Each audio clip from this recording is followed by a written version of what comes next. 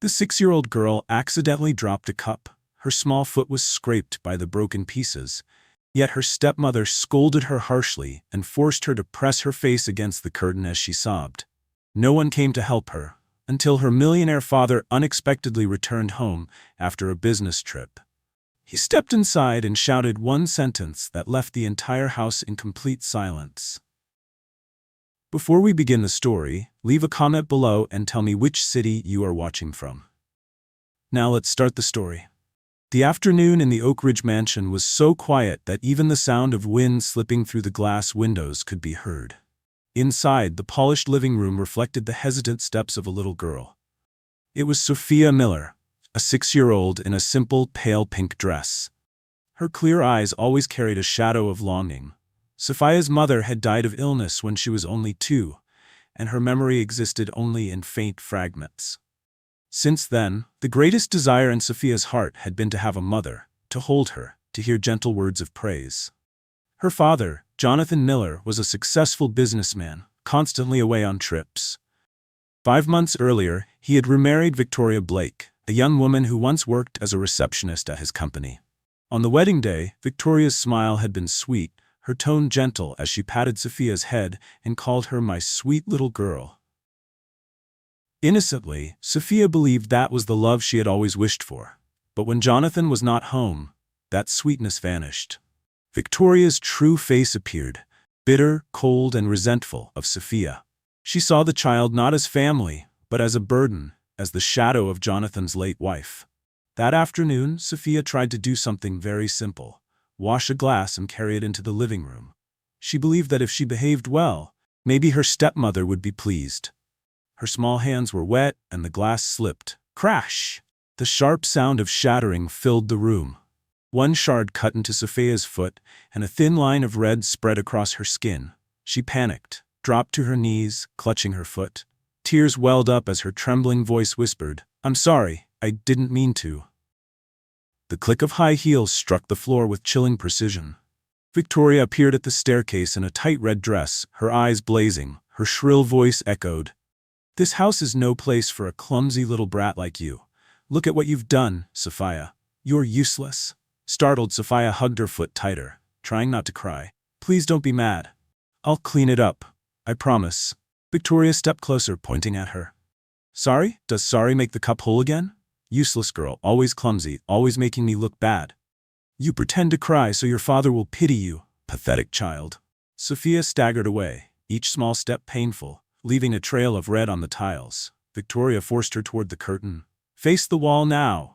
The little girl pressed her cheek against the heavy curtain, sobbing, "Please, my foot hurts. Please, Mama." Just then, the sound of the front door echoed through the mansion. Heavy, familiar footsteps entered. "Sophia, are you home?" Jonathan Miller had returned. Dressed in a dark suit, holding a brand new white teddy bear, he stepped into the living room. The sight froze him. His daughter, trembling, stood bleeding against the curtain, while Victoria pointed and scolded. The teddy bear slipped from his hand. His heart pounded with anger and anguish. Jonathan rushed forward, pulled Sophia into his arms, and saw her injured foot. His voice thundered, "Victoria, stop right now." The words cut through the room like a blade. Victoria flinched, then forced a smile. "She was careless, Jonathan. She needs discipline. If you keep spoiling her, she'll never grow up." Sophia sobbed into her father's chest, whispering through tears, "Daddy, it's my fault. Please don't let Mommy hate me anymore." Jonathan's face darkened. "You call this teaching? Leaving her hurt like this? She's only 6 years old." Victoria's bitterness erupted. "You always take her side. I'm your wife. Am I worth less than a child?" Jonathan's rage finally broke. "Shut up, Victoria. You were never her mother. Her mother would never punish her for breaking a cup and ignore her wound." Silence. Sophia clung tighter to him, feeling his arms as a wall of protection. From that night forward, Jonathan vowed no one would ever hurt his daughter again. Victoria's fury, however, was far from over. A storm was coming, but Jonathan, his neighbors, and the law would stand as Sophia's shield. What followed was a battle of love against cruelty, of justice against vengeance, ending with the truth revealed in court and Victoria punished for her crimes. And in the end, Sophia smiled again, finally safe in the arms of her father. The message is clear. Cruelty destroys, but love protects. Evil may roar for a time, but justice always comes, and light will always return to warm the hearts of the innocent Demam. That night, when Sophia finally fell asleep in her room with her teddy bear beside her, Jonathan stood silently at the doorway. The house was quiet, but his mind was not. Victoria's eyes before she left the living room still burned in his memory, sharp, filled with hatred, a promise of revenge. Jonathan knew this wasn't the end. The next morning, he called his longtime friend, Dr. Henry Walker, to check Sophia's wound again. Then he phoned his lawyer. The decision was firm. Divorce papers would be filed immediately. Victoria would never again call herself Sophia's mother. But even as the papers were prepared, Jonathan sensed danger. Victoria wasn't the kind of woman to walk away quietly. Meanwhile, in a small, dim apartment across town, Victoria sat alone, her red dress replaced by a black coat. On the table before her was a glass of wine, untouched. Her lips curled bitterly as she replayed Jonathan's words. Her nails dug into the table. He thinks he can throw me away like trash? He and that little brat will regret this. A knock came at the door. A tall man entered. Richard Hale, an old acquaintance with debts and a dark reputation. Behind him followed Melissa Grant, a woman with calculating eyes.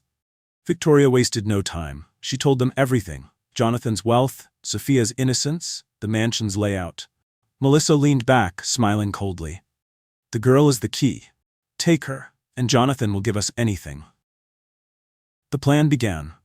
Back at the mansion, Jonathan noticed changes in Sophia. She clung to him more tightly than before, afraid to be left alone. He promised her again and again, "Daddy isn't going anywhere. I'll always be here." But 2 nights later, a folded piece of paper appeared on Sophia's desk near the open window. In bold, uneven letters, it read, "Don't lose the girl, or you will regret it." Sophia trembled as she handed it to her father. Jonathan's hands crushed the paper in fury. He immediately called Detective Maria Santos from the Child Protection and Criminal Investigation Division. She arrived within the hour, her partner, Officer Kyle Bennett, at her side. After inspecting the window, Maria looked Jonathan in the eye. "They've started. But don't worry, we'll set a trap. Tomorrow night, we catch them." The following night, the Oak Ridge mansion became both home and battleground. Hidden cameras were placed. Silent alarms armed. Officers positioned outside under the cover of darkness. Jonathan kissed Sophia's forehead. "Just remember, sweetheart, when I say lights on, you sit still and count your breaths. I'll be right here." Her small voice trembled. "I trust you, Daddy."